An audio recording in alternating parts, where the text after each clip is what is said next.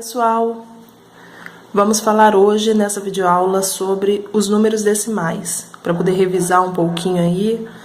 Final do mês, as provas estão chegando, então não quero dúvidas sobre números decimais. Então, o que são os números decimais?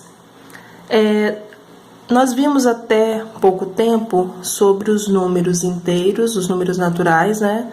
Que são aqueles que representam quantidades inteiras, uma maçã, 3 cachorros, 4 papagaios. Então, são quantidades inteiras.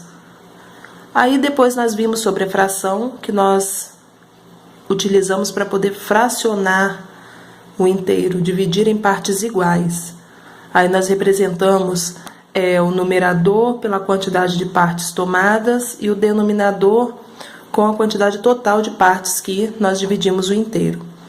Essa fração, ela pode ser representada também pelos números decimais, que são formados por uma parte inteira e outra fracionária, ou simplesmente pela parte fracionária, né? Uma parte de um inteiro.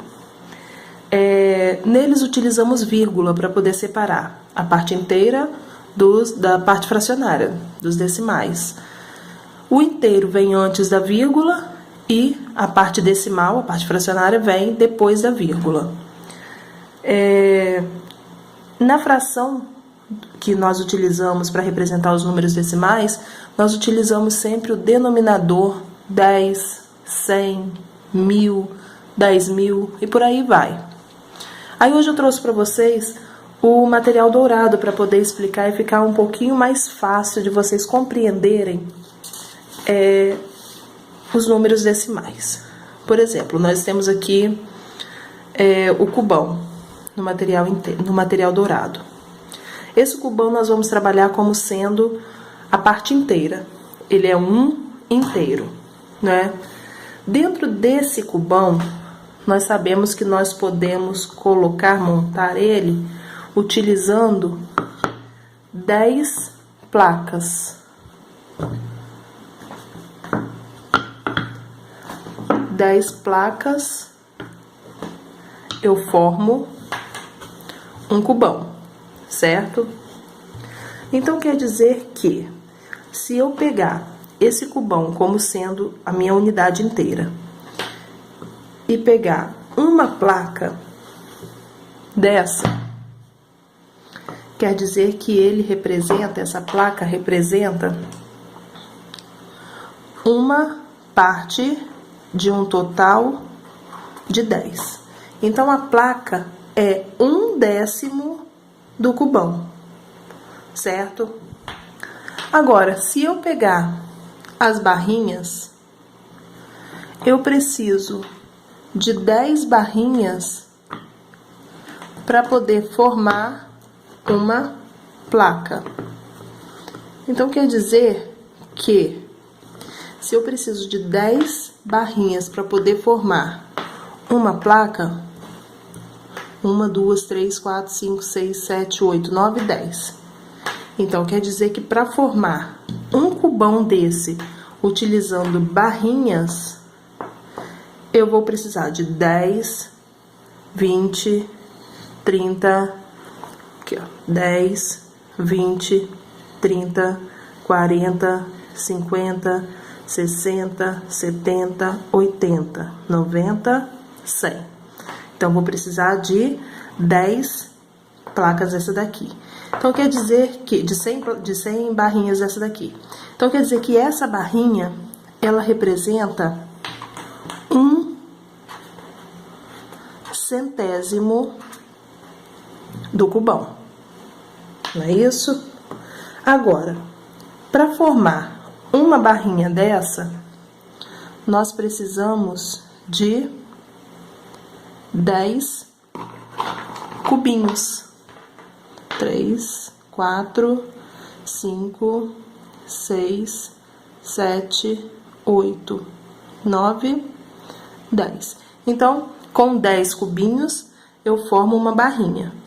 Então, se com 10 cubinhos eu formo uma barrinha, quantas barrinhas eu vou precisar para poder montar um cubão desse daqui? Ó, cada placa tem 100. se eu preciso de 10 placas, então eu vou precisar de 1000 cubinhos desse daqui. Então, esse cubinho, ele representa 1/1000º do inteiro. Eu gosto de fazer isso para poder os meus alunos perceberem por que é que nós falamos que 1/10 é maior do que 1/100. E por que que 1/100 é maior do que 1/1000? Porque olha só, vou separar isso daqui e vamos fazer assim. A placa é 1/10 do inteiro. A barra é 1/100 do inteiro. E o cubinho é 1/1000º do inteiro. Então, olha como que o décimo é maior do que o centésimo. 1/10, 1/100. E 1/1000º é maior do que 1/10. Por quê? Dentro desse cubão, nós conseguimos colocar 10 desse daqui. Então, esse daqui é apenas um dos 10 que cabem aqui dentro. Esse daqui, para montar o cubão, eu preciso de 100 dele. Então, um dele, em relação ao inteiro, representa 1/100 do inteiro. E o cubinho, para montar um cubão desse daqui, eu preciso de 1000 cubinhos desse. Então, ele é de um total de 1000. Então, aqui a gente consegue ver claramente que 1/10 é maior que 1/100 e é maior do que 1/1000. Aí, a forma de ler: 1/10, 1/100 e 1/1000. Para escrever na forma de decimal, nós temos 1/10, nós temos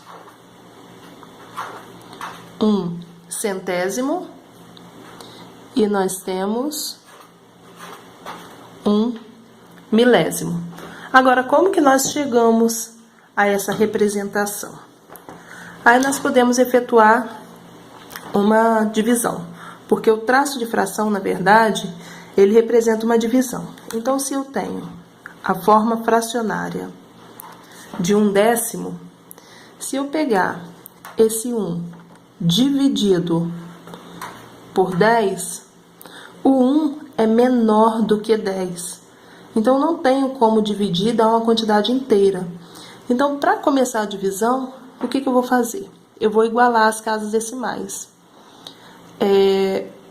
Eu acrescento um 0 aqui no divisor, no dividendo, e coloco um 0 no quociente. Agora, 10 dividido por 10 dá 1. 1 vezes 10, 10. Para chegar a 10, nada. Então, ó, 1/10. Olha o 1/100. 1/100 seria 1 dividido por 100. 1 não divide por 100. Então, o que eu faço? Eu acrescento um 0 no dividendo e 0, no quociente. Só que o 10 ainda não divide por 100. Então, eu preciso de acrescentar outro 0. 100. Quando eu acrescento esse segundo 0, eu acrescento um outro 0 no quociente. Agora sim, 100 dividido por 100, 1. 1 vezes 100, 100. Para chegar a 100, nada. Ó, 1/100. Nós temos aqui, ó, décimos, centésimos. Décimos, centésimos. Perdão, aqui eu errei. Décimos aqui. Aqui seria a unidade. Unidade, décimos, unidade, décimos, centésimos. E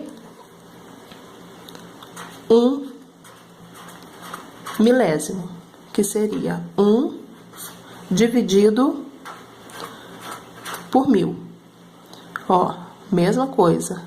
Coloco 0 no dividendo, 0, no quociente. O dividendo ainda é menor do que o divisor. Então, eu coloco o outro 0 e 0 no quociente. Ainda está menor, então eu coloco 0 e 0. Agora sim, 1000 dividido por 1000 dá 1. 1 vezes 1000, 1000. Para chegar a 1000, nada. Então, ó, 1 milésimo. Tá? Bom, acho que é isso. Espero que tenha servido para poder vocês revisarem um pouquinho esse assunto, a representação da fração na forma de número decimal. Por que que 1/10 é maior que 1/100 e é maior do que 1 milésimo, tá?